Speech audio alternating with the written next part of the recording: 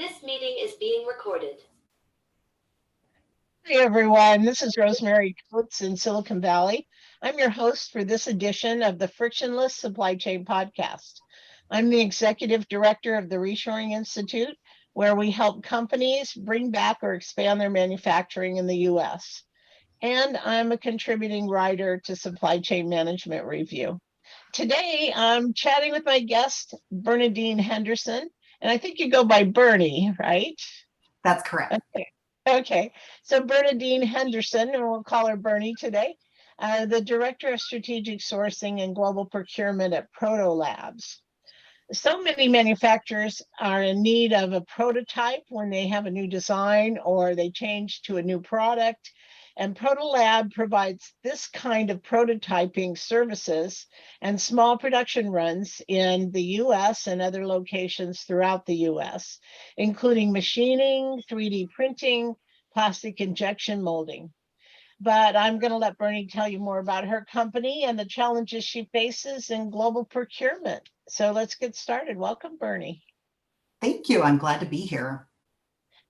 Tell us a little bit more about Proto Labs. I think it's such a interesting business and one that people don't often think about in terms of supply chain and how it fits together with a business and manufacturing of products.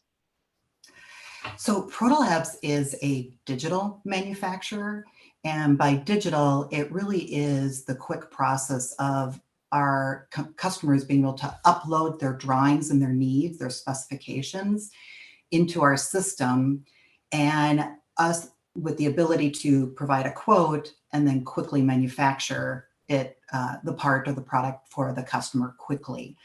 And so our business model is all created on speed, from design and development to production. So it's either rapid prototyping to longer term customer needs. Okay, very interesting. And you have a pretty large machine shop and injection molding shop in Minnesota, I believe. Is that correct? That is correct. We have two facilities for our injection molding site and then one for our CNC machining, as well as we also have 3D printing in North Carolina and additional manufacturing in New Hampshire, not to mention our European locations. Okay. And tell us about your role at Proto Labs. So as the Director of Procurement and Strategic Sourcing, my role is to ensure that we have the sources of supply that will quickly get us the materials we need to meet our customers' needs. And so a lot of that is regional sourcing. Even if it's international sources of supply, we ensure that we have the inventory on hand or within our sources of supply locally to build quickly. Okay. So you started at Proto Lab just before the pandemic. Holy cow, what a crazy time it was for supply chain, and still is in a lot of respects. So how did Proto Labs fare during this time? Did you, because you're a production shop, I imagine the workers all had to be at work at the machines. But what about the office staff? Did you work from home, and how did that all work out? Yes, it really was a crazy time. So I started in January of 2020 and I was working from home by March. And as a smaller company, we really didn't have a lot of the infrastructure to allow our employees to work from home. So what was exciting is that we were able to quickly get the office personnel out of the office and at home and working to keep our manufacturers safe. And so we were able to stay operating throughout the pandemic. And I guess in a weird sense, it was an exciting time because we were able to help our customers produce product quickly to get product into the hospitals or clinics as new developments and the needs were there. So we were operating the entire time. And my team was really focused on ensuring that our employees were safe in the factories so that we weren't spreading COVID and had the protective equipment necessary, as well as the material on hand so we could produce parts for our customers. The key word there is you were able to produce quickly, I think. there were so many companies, including big machine shops and, places where they were doing repetitive manufacturing also, they couldn't get parts because they were sourced in China. And of course, there were all kinds of clogs in the global supply chain at the time and difficulty in getting products out of China. And still some difficulties there. As we know, the Chinese government has opened and closed factories over the past 2 years and still is shutting down factories today and cities and so forth. So having a machine shop or an injection molding shop is a real advantage if it's in America and close to your customer base, or in Europe also close to your customer base. So that's pretty fantastic. So we know that about 84% of US companies say they're already reshoring or at least considering it, planning to reshore or expand US operations in the near future, which is just an astounding trend that was speeded up by the pandemic. And this should, I would think, result in some kind of boon for Proto Labs, as more companies will be prototyping in the US. First articles, specialty production runs in America.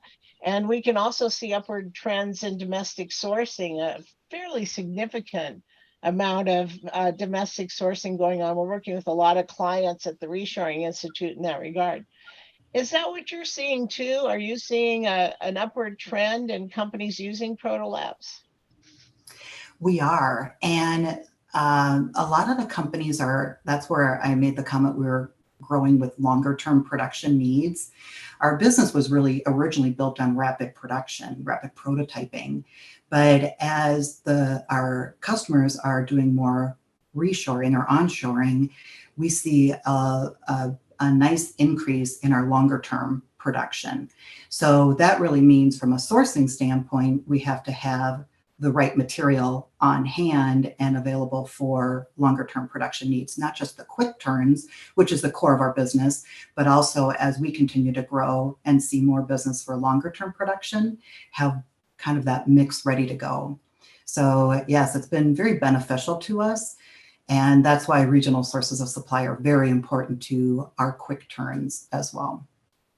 I would imagine, because the kind of business that you have, that it's low volume, high mix sort of production. So your clients are probably only ordering a few parts as prototypes and that sort of thing. That must be a difficult challenge to handle from a procurement standpoint, since your clients are ordering a big variety of products. How do you handle that that high mix approach? Well, a lot of it has to do with our manufacturing and our ability to turn things over quickly, but also having the right material on hand. And so if we can work collaboratively with our customers, we're able to figure out quickly what materials they're more inclined to use. And so, especially in the environment that we're in, where we're limited on all the materials that we can get depending on what's getting off the boats and being able to be trucked to our facility. If we can work with our customers to utilize what's on hand for maybe more rapid prototyping, but then plan ahead for longer term production, it's really kind of that collaboration that we need to be having with our customers so that we can buy ahead or get the right inventory and get our distributors to carry what we need. You're sourcing things like metals so that you can do machining, right? So bulk metals and plastics and all kinds of individual, I don't know, products for injection molding, right? Yeah. So you're doing global sourcing, is that correct? We are, but more indirectly. So while for the US team, we're buying from regional distributors who are in turn buying from international providers. I would love to see there be more local sources of the original raw material, but right now we're at the mercy of where the raw material is produced. But we do buy regionally, where they will hold inventory for us and we have strategic relationships with them, so that this way we can have standard material replenishment programs in place. Ah, that's interesting. So they're holding the inventory. Inventory is an interesting issue in supply chain, and one that's often very difficult to control. So since you're only doing small production runs, I would assume that you're only buying small lots and not big bulk stuff. Is that right? Correct, which is why it lends well to us to go through distribution, because we're probably not big enough to buy directly from the mills and the manufacturers that are producing it. And it also gives us the flexibility to buy multiple materials as well, and have an array of raw material available for the customers. It doesn't mean that we were less impacted by a lot of the supply chain issues, because a lot of our material went on allocation. And so based on what we were buying before is what we were, it was available to us to buy now. But we worked directly with our suppliers. We ensured that, we looked everywhere we could to get the right material at the right time. But we were probably less impacted because we had a lot of those relationships already in existence with our distributors. That's a really key point too, is having a good relationship with your suppliers. I know, having interviewed lots of companies over the past couple years, those that had relationships with only one supplier, or not a very good relationship with a supplier, really struggled during the pandemic. And that's such an important lesson to learn, is to keep those good relationships with your supplier along the way. And also, it's interesting to me that your business model, I assume, doesn't include keeping a lot of inventory around. So because you're doing one-offs and so forth, you're not building to inventory that you're holding for your customer. You're only building it and then shipping it, right?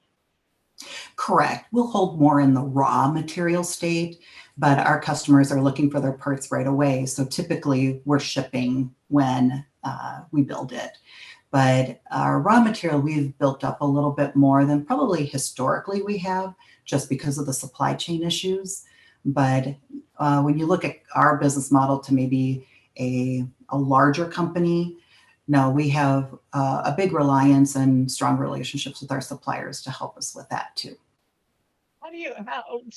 Talk a little bit about how you maintain those relationships with your suppliers. Do you do quarterly business reviews, or how do you develop those relationships? Well, we're actually in the infancy stage of that as well. So coming into Proto Labs, one of the things that I started to do was take us from a more tactical purchasing relationship with our suppliers to being far more strategic and sharing more information of what we see for growth and the needs that we have going forward. And it's in turn the same thing our customers are asking of us, we're asking of our suppliers.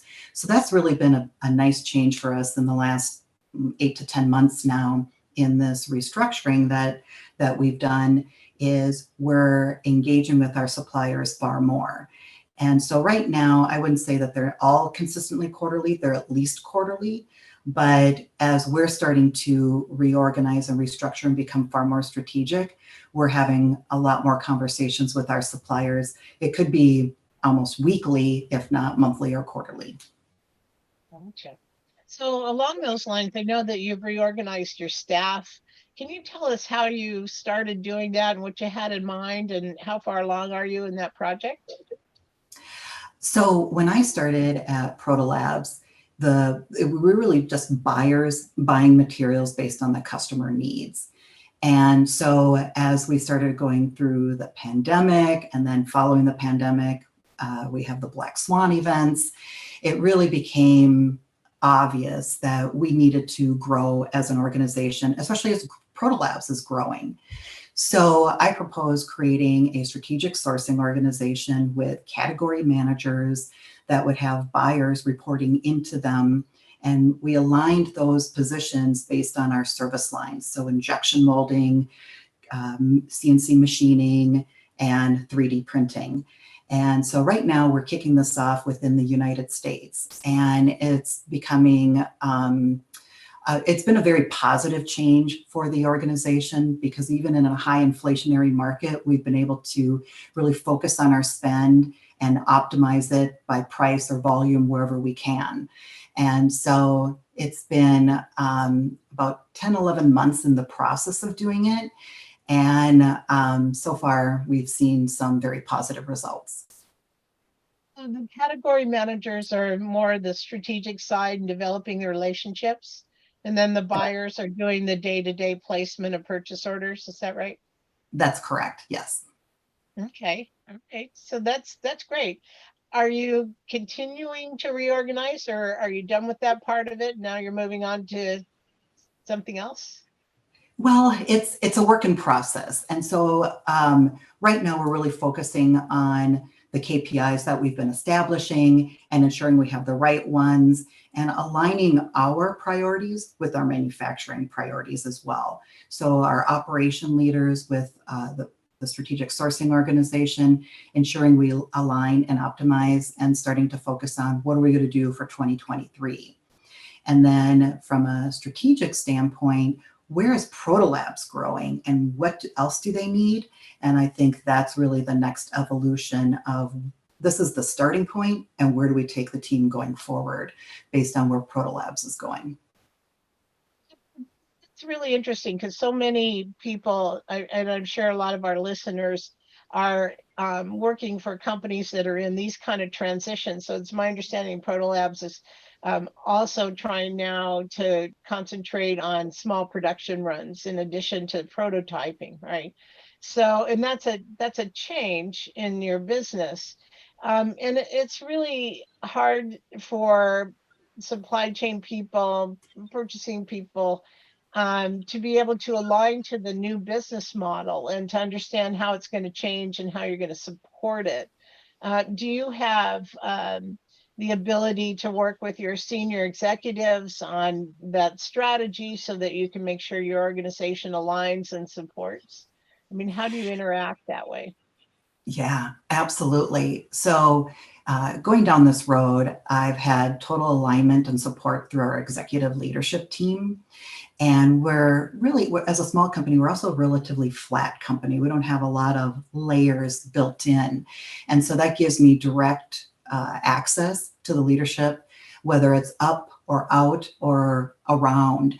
And that has really been beneficial to me. And it's actually one of the things that I was excited about in joining Protolabs a couple of years ago. And they were willing to hire me based on my recommendation of how we should do it for Protolabs.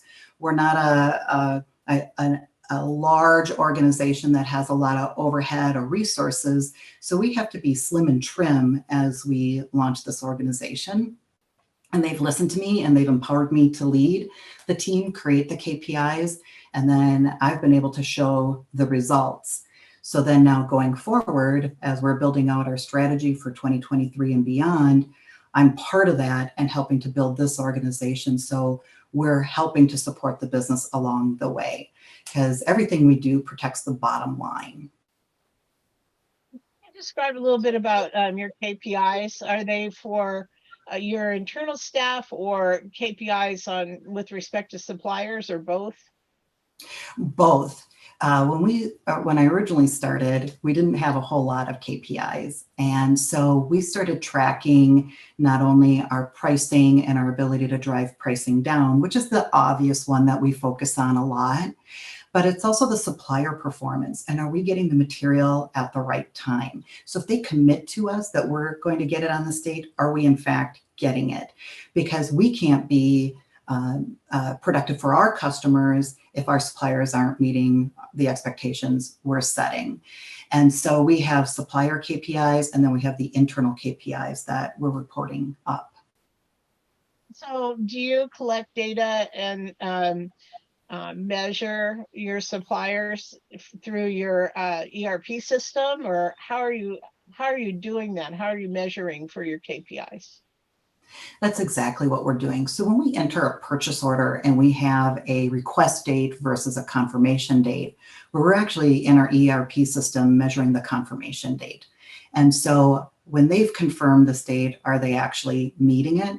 And then we're able to take that reporting and share it across the organization.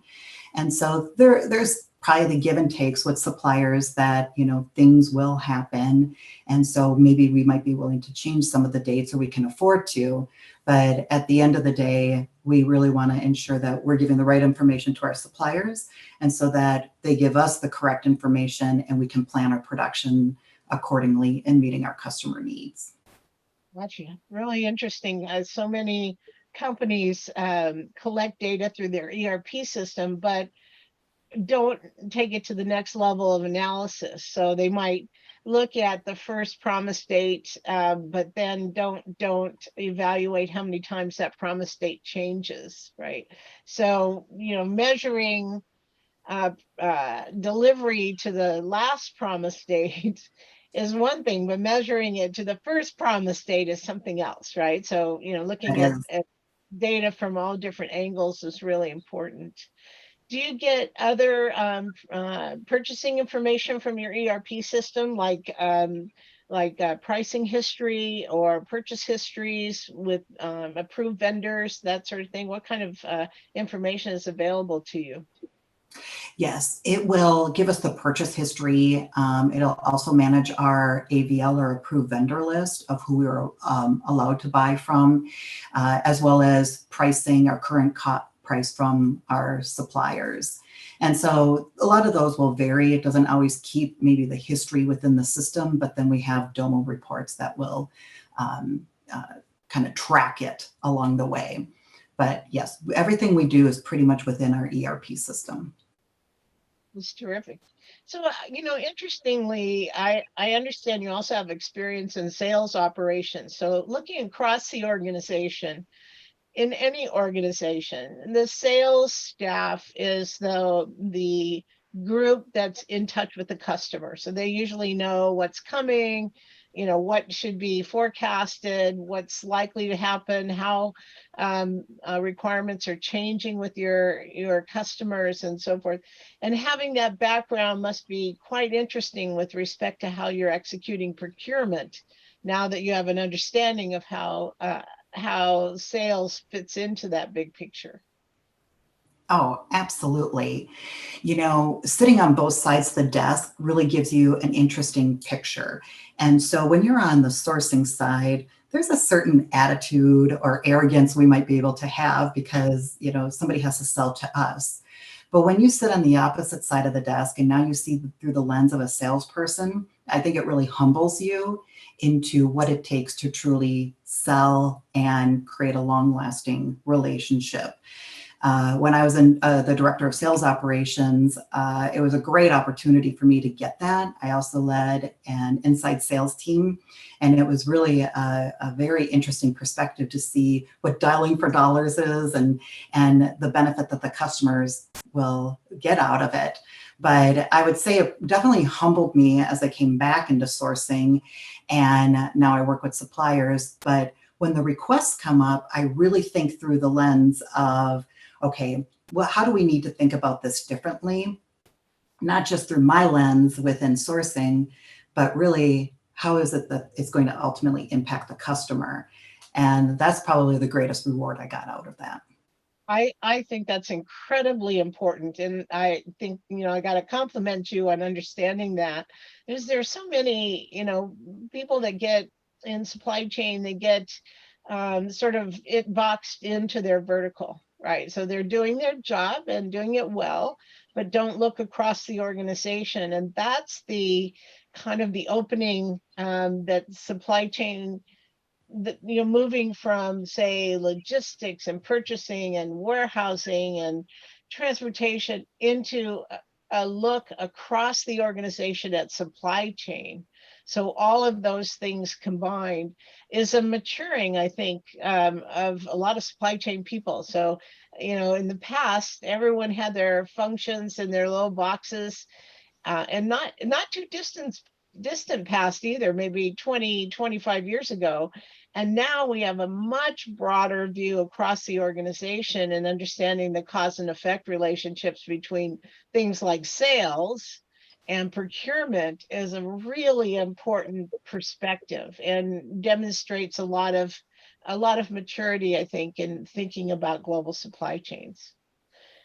Well, Absolutely. it's been fascinating talking to you today, Bernie. Thank you so much. Do you have any advice for the listeners? We have a lot of women listeners in particular. So do you have any advice for leading organizational change in their own companies, or how they might go about putting their best foot forward in procurement? Great question. As a female leader, I think it's very important that we do what's natural to us. And I care, and I'm not ashamed to show that I care or that I'm passionate about something. And I would encourage, especially the female leaders out there, to utilize that passion and energy so that the leadership or the people you're trying to sell on your vision will buy into it. And so not only do I care about the employees that work for me and their success, I care about the customers and that they're happy. I care about the suppliers and that they're rewarded for doing a good job. But I also care about how Protolabs is doing and performing. And so I never shut that off. And I think that's something that we as women can exhibit a little bit differently. And I think we should embrace it. Yeah, I agree. And do you find it's for me, being also a female in sort of a man's manufacturing world and man's supply chain world, I find it has some advantages for sure. I think women are better at addressing relationships and maintaining those relationships, really working at it, and that has become front page news for global supply chains, understanding how they all work together and promoting those kind of relationships, I think is really important. Well, that's great. That's great. Well, thank you so much for joining us today, Bernie. It was really interesting to talk to you and about your organization and the fascinating kind of business that Proto Labs is in. Can you give us your contact information if listeners want to hear more from you or get in touch with you? Absolutely. So my contact information is bernadine.henderson@protolabs.com. And so sorry about the long name, but it was given to me. And they can send me an email, and I'd be very glad to hear from anybody who's interested. Terrific. Thank you so much. And you can listen to more Frictionless Supply Chain podcasts posted on Supply Chain Management Review's landing page, iTunes, Google Podcasts, Spotify, or wherever you get your podcasts. And you can reach me, Rosemary Coates, at rcoates@reshoringinstitute.org, and visit our website at www.reshoringinstitute.org, where we publish all of our research on manufacturing in America. Have a great day, everyone.